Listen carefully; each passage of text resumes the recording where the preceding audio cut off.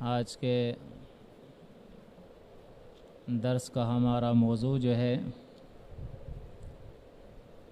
وہ جماعت کی اہمیت ہے۔ پھر انشاءاللہ اس پہ کچھ روشنی ڈالوں گا قرآن اور سنہ کے دلائل سے، اور کچھ انشاءاللہ پھر آئندہ اس کے بعد اگلے اتوار کو فرنٹیر میں درس ہوگا انشاءاللہ۔ مزید اس درس کے اندر پھر اس کی تفصیل انشاءاللہ بیان کروں گا۔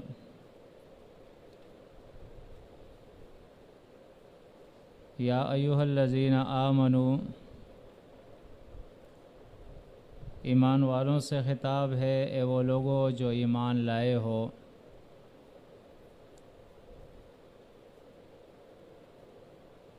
اتقوا اللہ، اللہ کا تقوی اختیار کرو۔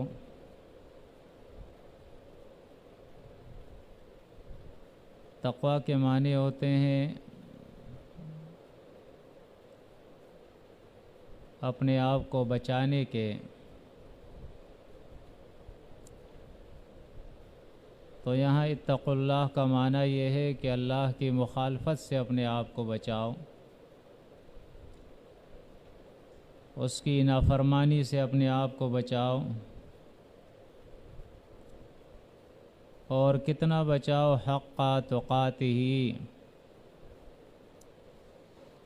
پورا تقوی اختیار کرو، یعنی مکمل طور پہ اپنے آپ کو اللہ کی نافرمانی سے بچاؤ۔ اور اس کی تفصیل کرتے ہوئے فرمایا وَلَا تَمُوتُنَّ إِلَّا وَأَنْتُمْ مُسْلِمُونَ، اور تم نہ مرو، تمہیں موت نہ آئے، إِلَّا وَأَنْتُمْ مُسْلِمُونَ، مگر ایسے حال میں تمہیں موت آئے کہ تم اللہ کے فرما بردار ہو۔ یعنی 24 گھنٹے کا کوئی لمحہ تمہارا اللہ کی اطاعت سے باہر نہ ہو، 24 گھنٹے کا کوئی لمحہ تمہارا اللہ کی نافرمانی کے اندر نہ گزرے۔ اس کے بعد فرمایا وَاعْتَصِمُوا بِحَبْلِ اللَّهِ جَمِيعًا، اور تم سب مل کر اجتماعی طور پر اللہ کی کتاب پر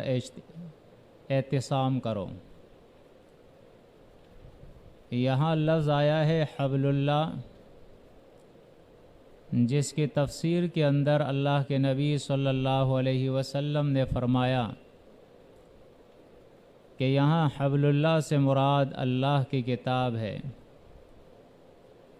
یعنی اللہ کی کتاب پر اعتصام کرو، یعنی ایسی مضبوطی سے اللہ کی کتاب کو پکڑو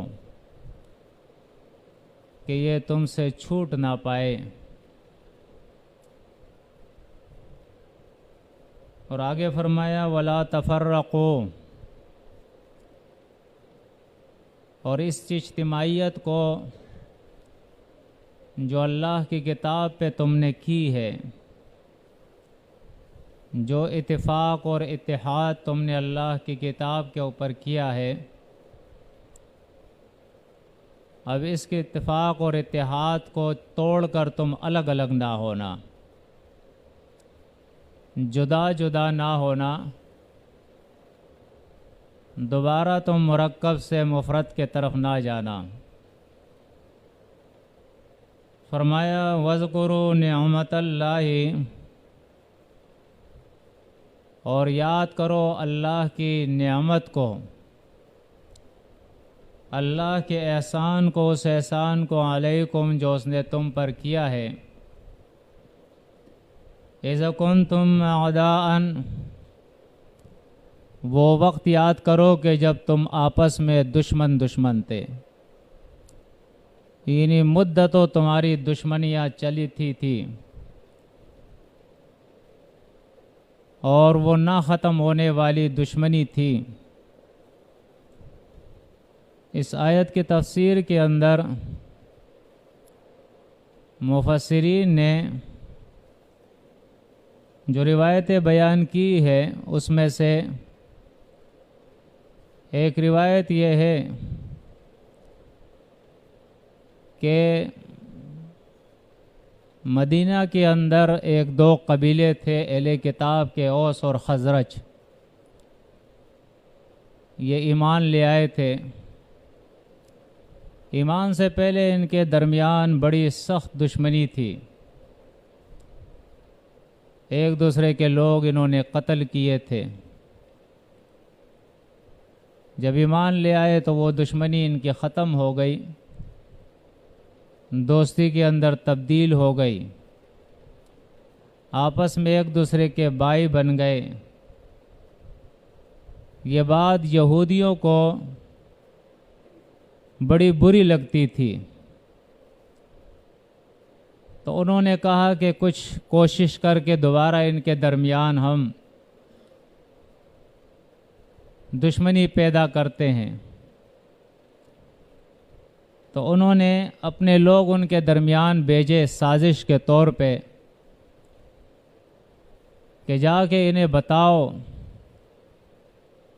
اوس کو بتاؤ کہ خزرج نے تمہارے ساتھ کیا کیا ہے، تم بھول گئے ہو، وہ واقعات ان کو یاد دلاؤ،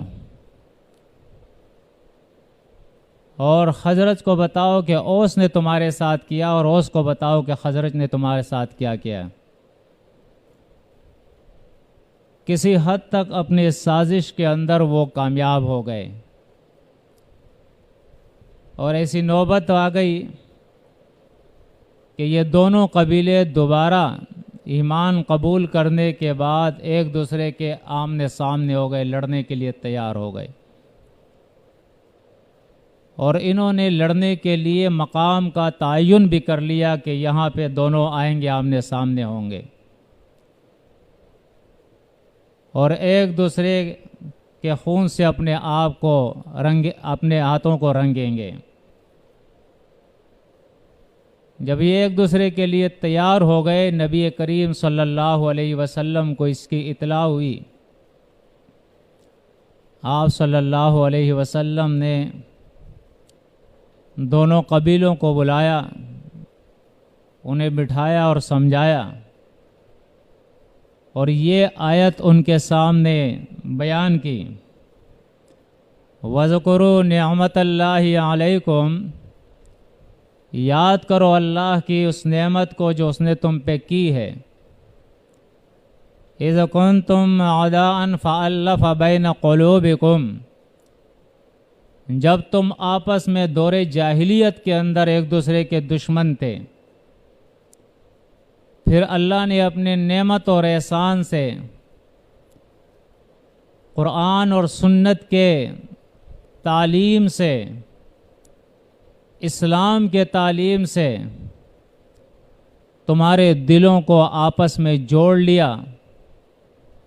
تمہارے قلوب کے اندر اللہ نے ایک دوسرے کی محبت پیدا کر دی۔ فَأَصْبَحْتُمْ بِنِعْمَتِهِ إِخْوَانًا، اور پھر اللہ کے اس احسان سے تم آپس میں اخوانہ، بائی بائی ہو گئے، وہ دشمنی تمہاری ختم ہو گئی دور جاہلیت کی۔ فرمایا وَكُنْتُمْ عَلَى شَفَا حُفْرَةٍ مِّنَ النَّارِ، اور تم تو جہنم کے گڑھے کے بالکل کنارے پر تھے۔ فَأَنْقَذَكُم مِّنْهَا، اللہ نے اس جہنم سے تمہیں بچا لیا۔ كَذَلِكَ يُبَيِّنُ اللَّهُ لَكُمْ آيَاتِهِ لَعَلَّكُمْ تَهْتَدُونَ، اس طرح اللہ اپنی کتاب کی آیتیں تمہارے سامنے بیان کرتا ہے تاکہ تم ہدایت پر رہو۔ اللہ کی کتاب کے ہدایات سے تم فائدہ لیتے رہو۔ فرمایا جب یہ آیتیں ان کے سامنے یہ آیت سے بیان کی گئی تو ان کے دلوں سے پھر وہ شیطانی وسوسے نکل گئے، سب ایک ہو گئے اور اللہ کی کتاب کے اوپر دوبارہ انہوں نے اپنے ایمان کو تازہ کیا، اور اس شیطانی وسوسے کو جو یہودیوں نے ان کے درمیان ڈالنے کی کوشش کی تھی اس کے اندر وہ یہودی ناکام ہو گئے۔ آگے فرمایا وَلْتَكُن مِّنكُمْ أُمَّةٌ يَدْعُونَ إِلَى الْخَيْرِ، اور ضرور تمہارے درمیان ایک جماعت ایسی ہونی چاہیے جن کا کام یہ ہو یدعون الی الخیر کے لوگوں کو خیر کے طرف بلائے، وَيَأْمُرُونَ بِالْمَعْرُوفِ، اور لوگوں کو معروف یعنی قرآن اور سنت کا حکم دے، وَيَنْهَوْنَ عَنِ الْمُنْكَرِ، اور لوگوں کو منکرات سے روکے، یعنی شرک سے روکے، کفر سے روکے، نفاق سے روکے، گناہوں سے روکے، بدعات اور رسومات سے روکے، ان کاموں سے روکے جو اللہ کی کتاب اور اس کے نبی کی سنت کے خلاف ہے۔ وَأُولَئِكَ هُمُ الْمُفْلِحُونَ، اور یہی لوگ اللہ بیان فرماتا ہے فلاح پانے والے ہیں، کامیاب ہونے والے ہیں۔ آگے فرمایا وَلَا تَكُونُوا كَالَّذِينَ تَفَرَّقُوا، اور ان لوگوں میں سے نہ ہونا جو الگ ہو گئے، جو جماعت سے الگ ہو گئے، ایک یہاں دوسرا وہاں، اور ہر آدمی اپنی خواہش کے مطابق کام کرنا چاہتا ہے، اپنی مرضی کے مطابق کام کرنا چاہتا ہے، اپنی منمانی اور اپنی چاہت، اپنی مرضی۔ فرمایا وَلَا تَكُونُوا كَالَّذِينَ تَفَرَّقُوا، ان لوگوں کی طرح نہ ہونا جو الگ الگ ہو گئے اجتماعیت میں آنے کے بعد۔ فرمایا وَاخْتَلَفُوا، اور انہوں نے اختلاف کیا، یعنی ایک اختلاف تو یہ ہے کہ اگر نبی کریم صلی اللہ علیہ وسلم کے بعد جب خلفاء اور امراء کا دور شروع ہوا تو کوئی خلیفہ اور امیر اگر قرآن اور سنت کے خلاف کوئی بات بولے، کوئی فیصلہ کرے، پھر تو مامور کو یہ حق حاصل ہے کہ وہ کہہ دے کہ اللہ کے نبی صلی اللہ علیہ وسلم نے فرمایا ہے